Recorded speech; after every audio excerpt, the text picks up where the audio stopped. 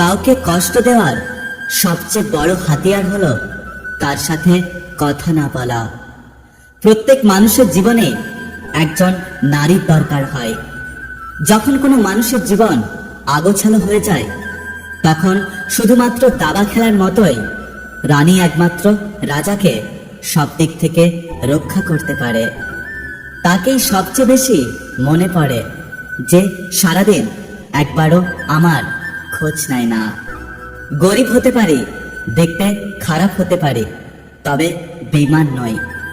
একদম ফ্রিতে যা পাওয়া যায় তার নাম হলো কষ্ট। তার কাছে হেরে গেলাম, যাকে মন থেকে সবচেয়ে বেশি চেয়েছিলাম। যখন নিজের অজান্তে কাউকে কষ্ট দিয়ে ফেলি, তখন নিজেকে বড় অপরাধী মনে হয়।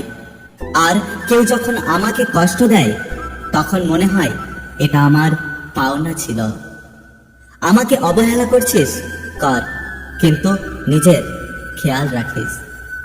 সত্যি কি তুমি আমাকে ভালোবেসেছিলে, নাকি অতীতের ক্ষত ভুলতে আমার কাছে এসেছিলে? শুনেছি ইচ্ছে থাকলে নাকি উপায় থাকে। কই, আমার তো ইচ্ছে ছিল ওকে নিয়ে জীবনটা কাটানোর, কোনো উপায় তো পেলাম না। জীবনে তারাই বেশি কাঁদে যারা 10 জনকে না, একজনকে মন থেকে ভালোবাসে।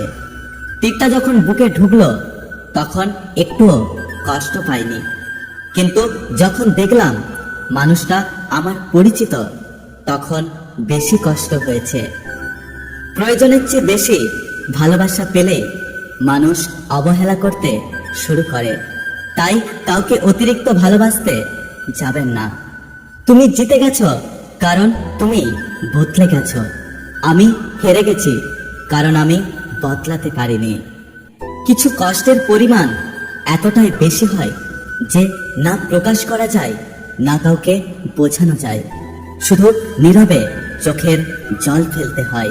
যদি ভিডিওটি ভালো লাগে পাশে থাকবেন, আর হ্যাঁ, নিজের খেয়াল অবশ্যই রাখবেন, কারণ এই স্বার্থের পৃথিবীতে আপনার আপনি ছাড়া আর কেউ নেই। দেখা হচ্ছে পরের ভিডিওতে। ততক্ষণ সুস্থ থাকবেন। Take care.